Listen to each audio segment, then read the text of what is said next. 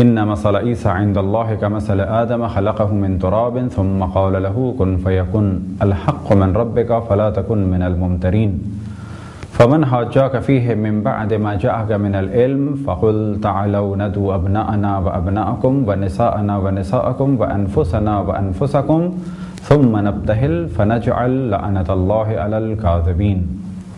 خداوند تبارک و تعالیٰ کا ارشاد ہے ان مثل عیسی عند اللہ کمثل آدم خلقہ من تراب، کہ اللہ کے نزدیک عیسیٰ کی مثال آدم جیسی ہے اور آدم کو مٹی سے خلق کیا گیا۔ الحق من ربک فلا تکن من الممترین، حق اللہ کی جانب سے آ گیا، اب شک نہ کرو۔ فمن حاجاک فیہ من بعد ما جاءک من العلم، اور جو علم آنے کے بعد، آگاہی آنے کے بعد بھی بحث کرے، جدل کرے اور حق کا انکار کرے، فقل تعالوا، تو اے میرے حبیب کہہ دو، فقل تعالوا ندعو ابناءنا وابناءکم، اے میرے حبیب کہہ دو کہ تم اپنے بیٹوں کو لاؤ، ہم اپنے بیٹوں کو لائیں، ونساءنا ونساءکم، تم اپنی خواتین کو لاؤ، ہم اپنی خواتین کو لائیں، وانفسنا وانفسکم، تم اپنی جانوں کو لاؤ، ہم اپنی جانوں کو لائیں، ثم نبتہل فنجعل لعنت اللہ علی الکاذبین، پھر ہم مباہلہ کریں اور جھوٹوں پر خداوند تبارک و تعالیٰ کی لعنت بھیجیں۔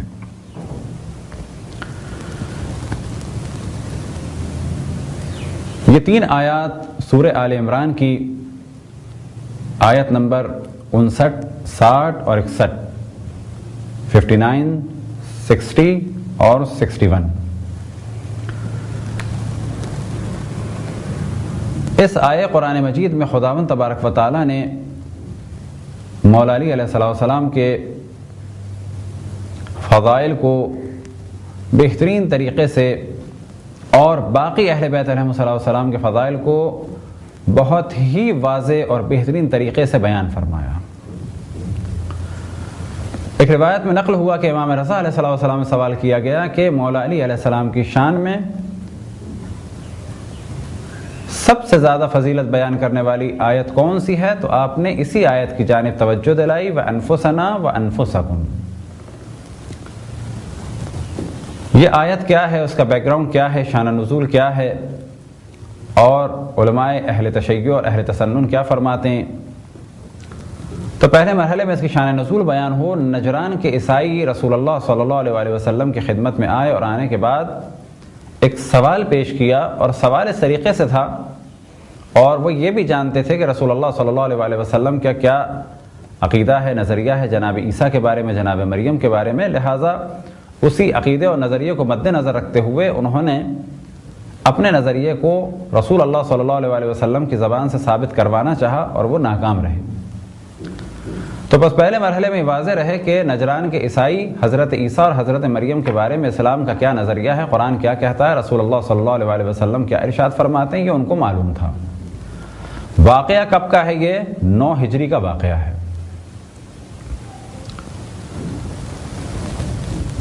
سوال کیا تھا؟ سوال ان کا یہ تھا کہ کوئی بھی بچہ بغیر باپ کے پیدا نہیں ہو سکتا، اور اگر وہ پیدا ہو جائے تو فقط 2 صورتیں ہیں، یا یہ کہ وہ ناجائز ہے، اور جناب عیسیٰ علیہ السلام کے بارے میں تو یہ آپ تصور نہیں کر سکتے، بس دوسری صورت یہ کہ وہ اللہ کا بیٹا ہو۔ تو وہ در حقیقت ان 2 نظریات میں سے ایک کو ثابت کرنا چاہتے تھے، اور نظریہ کون سا تھا؟ کہ معاذ اللہ جناب عیسیٰ اللہ سبحانہ و تعالیٰ کے فرزند ہیں۔ وجہ کیا تھی؟ کہ وہ جانتے تھے کہ رسول اللہ جناب عیسیٰ کو نبی اللہ مانتے ہیں، جناب مریم کو عذرا اور بطول مانتے ہیں، پاک اور پاکیزہ مانتے ہیں، بس یہ کیسے ممکن ہے کہ وہ گناہ کی نسبت دیں گے جناب مریم کو، اور یہ کیسے ممکن ہے کہ وہ جناب عیسیٰ کو گناہ کی اولاد کہیں گے؟ پس وہ دوسری بات ثابت ہو جائے گی۔ دوسری بات کون سی؟ یعنی جناب عیسیٰ اللہ سبحانہ و تعالیٰ کے معاذ اللہ فرزند ہیں۔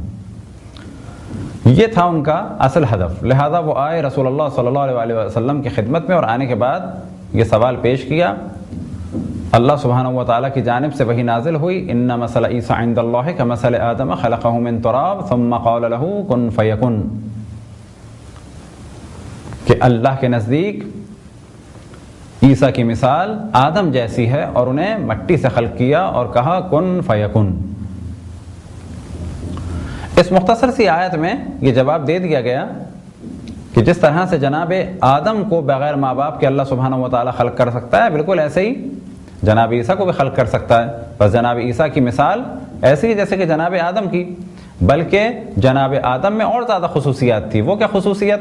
کہ ایک ماں سے ایک بچے کا پیدا ہونا پھر بھی آسان ہے بنسبت اس کے کہ بغیر ماں اور بغیر باپ کے ایک بچے کو پیدا کیا جائے۔ اور ساتھ ہی یہ جواب عیسائیوں کو اس آیت میں دیا گیا کہ اگر حضرت آدم کے کئی ہزار سال کے بعد پیدا ہونے والے بغیر باپ سے حضرت عیسیٰ کو اللہ کا بیٹا کہنا صحیح مان لیا جائے تو اس روئے زمین پر جناب آدم علیہ السلام کے جو اس سلسلے کے پہلے حضرت آدم ہیں، پہلے انسان ہیں، وہ بغیر ماں باپ کے پیدا ہوئے۔ اگر بغیر باپ کے پیدا ہونے والا یہ حق رکھتا ہے کہ اسے اللہ کا بیٹا کہا جائے تو پس بغیر ماں باپ کے جو پیدا ہوا وہ زیادہ حق رکھتا ہے عیسائی نظریات کے مطابق کہ انہیں اللہ کا بیٹا کہا جائے۔ لہذا اگر عیسائی یہ سمجھتے ہیں کہ جناب عیسیٰ کو اللہ کا بیٹا کہا جائے تو جناب عیسیٰ سے زیادہ حق حضرت آدم اور حضرت حوا علیہم السلام رکھتے ہیں کہ حضرت آدم کو بیٹا کہا جائے، حضرت حوا کو بیٹی کہا جائے، لیکن وہ ایسا نہیں کہتے۔ تو یہ تو تھا اس مختصر سی آیت سے یہ تفصیلی جواب۔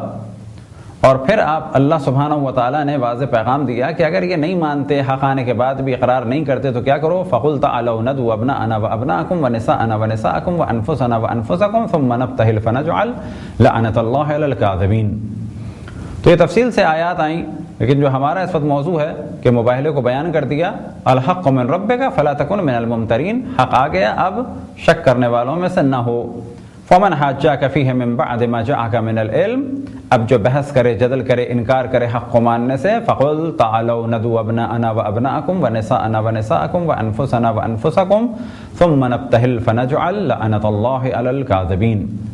یہ آیت نمبر 61 در حقیقت ہمارا موضوع ہے کہ اللہ سبحانہ و تعالیٰ نے جب عیسائیوں نے نظریات کو نہیں مانا، دلائل کا انکار کر دیا اور اس کے بعد بھی وہ قانع ہونے کو تیار نہیں تھے، تو جناب رسالت مآب صلی اللہ علیہ وآلہ وسلم کو اللہ سبحانہ و تعالیٰ نے حکم دیا فقل تعالوا، تم آؤ، فقل تعالوا ندعو ابناءنا وابناءکم، آؤ اور اپنے بیٹوں کو لاؤ، ہم اپنے بیٹوں کو لائیں، تم اپنی خواتین کو لاؤ، ہم اپنی خواتین کو لائیں، تم اپنے نفسوں کو، جانوں کو لاؤ، ہم اپنے نفسوں کو اور جانوں کو لائیں۔ تو پہلے مرحلے میں یہ چیز ذہن میں رہے کہ یہاں پر مباہلے کا قانون بیان ہوا، اور قانون میں ہمیشہ جمع کے صیغے استعمال ہوتے ہیں۔ مثال کے طور پہ کیا کہا جائے گا کہ یہ انشورنس میچور ہونے کے بعد یا اسے ملے گی کہ جس کے نام ہے، یا اس کی اولاد کو ملے گی۔ اولاد جمع ہے ولد کی، یعنی بچوں کو ملے گی۔ بس قانون بناتے وقت کہا جائے گا کہ یہ اسے یا اس کے بیوی بچوں کو ملے گی، لیکن ممکن ہے کہ جو فرد مرے اس کی بیوی نہ ہو، بچے بھی نہ ہوں، فقط ایک بچہ ہو، تو کہا جائے گا صحیح ہے، قانون بناتے وقت جمع کا صیغہ استعمال ہوا۔ لیکن اگر کہیں پر بچے نہیں ہوں گے تو یہ نہیں کہا جائے گا کہ ابھی انشورنس بچوں کو ملے گی، اور کیونکہ اب آپ کے پاس بچے نہیں ہیں تو لہذا ایک بچے کو نہیں ملے گی۔ کہا جائے گا ہاں زیادہ ہوتے تو بچوں کو ملتی، اور جب نہیں ہے تو ایک کو ملے گی۔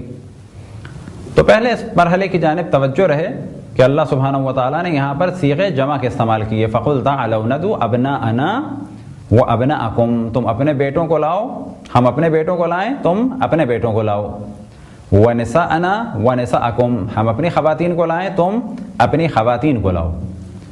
تو تمام مفسرین شیعہ اور سنی نے اس بات پر اجماع کیا، حتیٰ وہ قرآن کہ جو سعودی عرب سے بھی چھپ کے آتے ہیں، حتیٰ ان کے بھی حاشیے میں بعض تفاسیر میں جو حاشیے کے بعض کلام مجید جو حاشیے کے ساتھ چھپے، وہاں پر بھی اس جانب توجہ دلائی گئی کہ مباہلے میں یہ واقعہ ہوا تھا، اور امام حسن، امام حسین، جناب سیدہ حضرت علی علیہ السلام کو لے گئے تھے رسول اللہ اپنے ساتھ۔ تو اب یہ توجہ رہے کہ 9ویں ہجری کا واقعہ ہے، کب کہ جب لاکھ سے زیادہ صحابی ہیں اور بہت بڑی تعداد ان کے بچوں کی اور ان کی ازواج کی اور خود رسول اللہ کی 9 ازواج ہیں۔ لیکن تمام مفسرین شیعہ و سنی نے اس بات پر اجماع کیا کہ رسول اللہ صلی اللہ علیہ وسلم بیٹوں کے عنوان سے فقط امام حسن اور امام حسین علیہ السلام کو لے گئے. بس اگر ان کے علاوہ کوئی ہوتے تو ضرور لے کے جاتے، اگر ان کے علاوہ کوئی نواسے ہوتے تو ان کو بھی لے کے جاتے. بس معلوم ہوا کہ نہ بیٹے تھے، اور بیٹوں کا انکار تو قرآن مجید میں ہوا کہ رسول اللہ صلی اللہ علیہ وسلم کسی بھی مرد کے والد نہیں ہیں. کس اعتبار سے؟ جسمانی اعتبار سے، کہ کوئی ان کی زوجہ سے پیدا ہوا ہو، ایسا کوئی بھی مرد نہیں ہے جو ان کا بیٹا ہو. لیکن نواسوں کو یہاں پر پھر بھی اللہ سبحانہ و تعالیٰ نے بیٹا کہا، یعنی ہے نواسے جسمانی اعتبار سے، بیٹی کے بیٹے ہیں، رشتے کے اعتبار سے صاحبزادی کے صاحبزادے ہیں، لیکن اللہ سبحانہ و تعالیٰ نے یہاں پر انہیں بیٹا کہا. اب ایک بہت بڑی تعداد اصحاب کی ہے، ان کے بچوں کی ہے، لے کے کس کو گئے رسول اللہ؟ جمع کا صیغہ ہے کہ ہم اپنے بیٹوں کو، تم اپنے بیٹوں کو. لیکن کس کو لے کے گئے رسول اللہ صلی اللہ علیہ وسلم؟ فقط امام حسن کو اور امام حسین کو.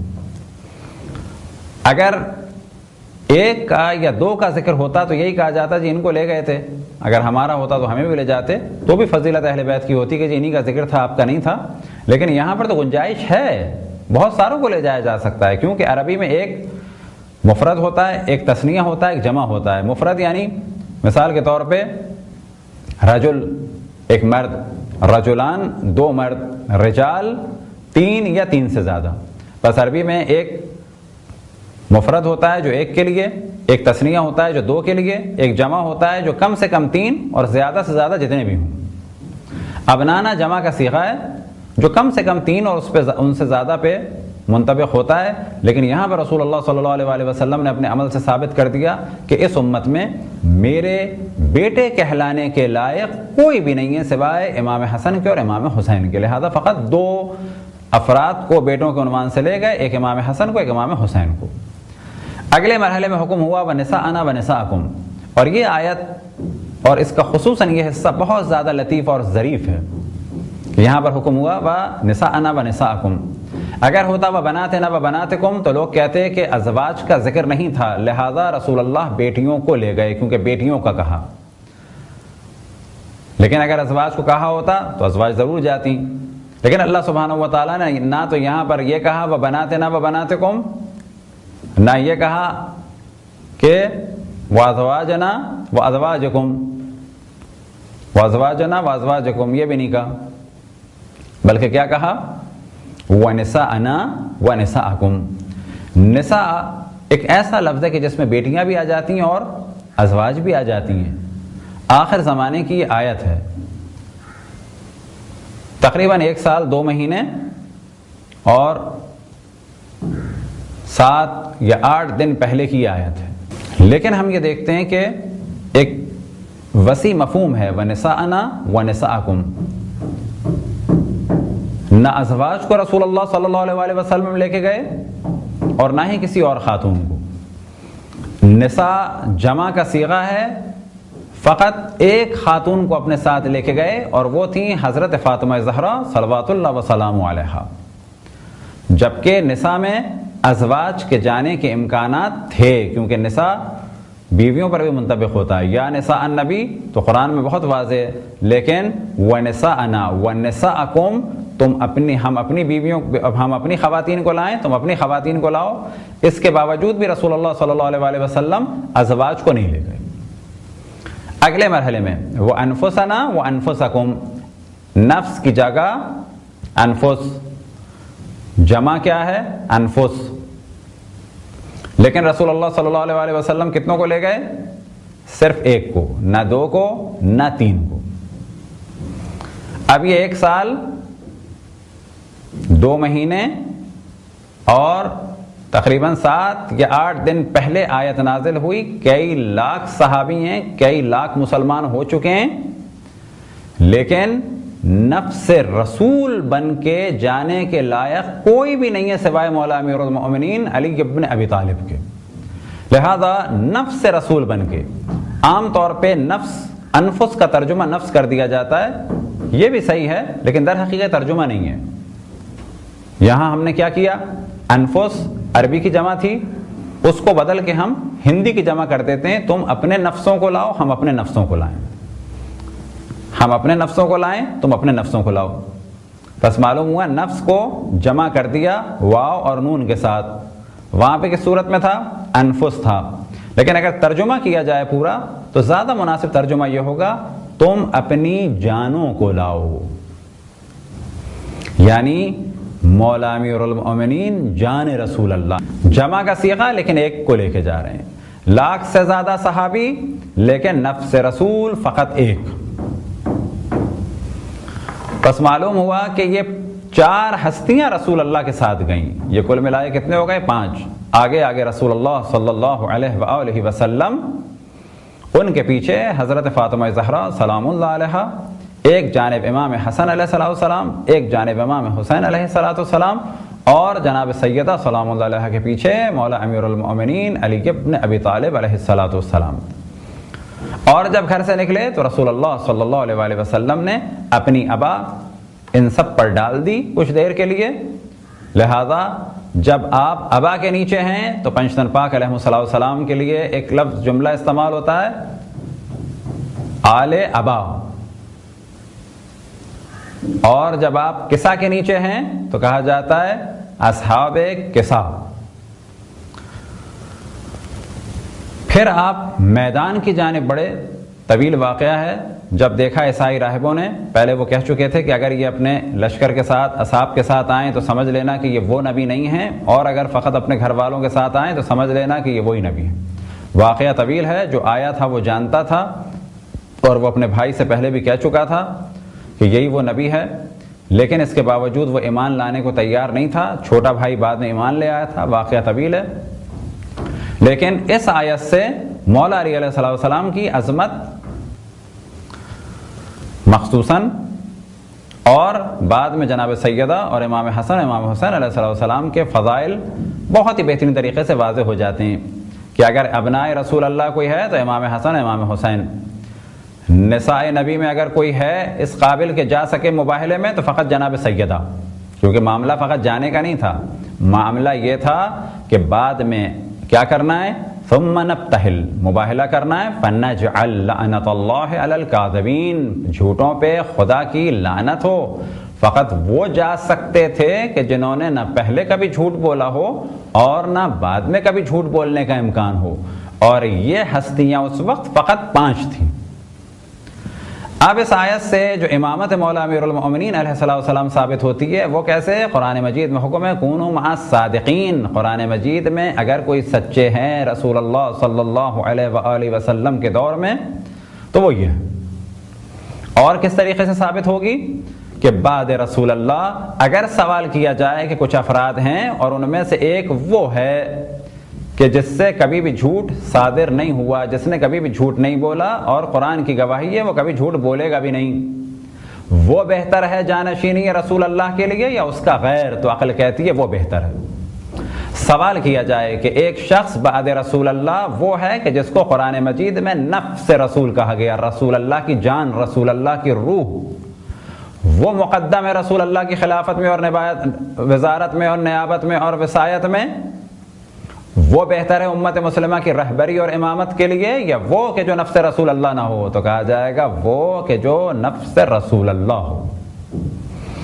بس سب سے بہترین آیت، اور حقیقت یہ ہے کہ اگر قرآن مجید میں اس کے علاوہ کوئی بھی آیت نہ ہوتی تو مولا علی امیر المؤمنین علی ابن ابی طالب علیہ السلام کے لیے کافی تھی یہی ایک آیت کہ وہ نفس رسول ہیں. بس بعد رسول، نفس رسول مقدم، نفس رسول تمام مخلوقات سے مقدم، نفس رسول تمام مخلوقات سے ارفع و اعلیٰ، نفس رسول نفس رسول ہے. نفس رسول کا مقایسہ کسی سے بھی نہیں ہو سکتا. بس اگر نفس رسول کہہ دے کہ میں ہوں رسول اللہ صلی اللہ علیہ وآلہ وسلم کا خلیفہ اور جانشین، البتہ یہ جانشینی غدیر میں ثابت ہو چکی تھی. البتہ یہ جانشینی جب آپ نے اعلان رسالت فرمایا اور اللہ سبحانہ و تعالیٰ نے حکم دیا وَأَنذِرْ عَشِيرَتَكَ الْأَقْرَبِينَ، تو اسی وقت کی نیابت اور ولایت اور خلافت اور امامت ثابت ہو چکی تھی.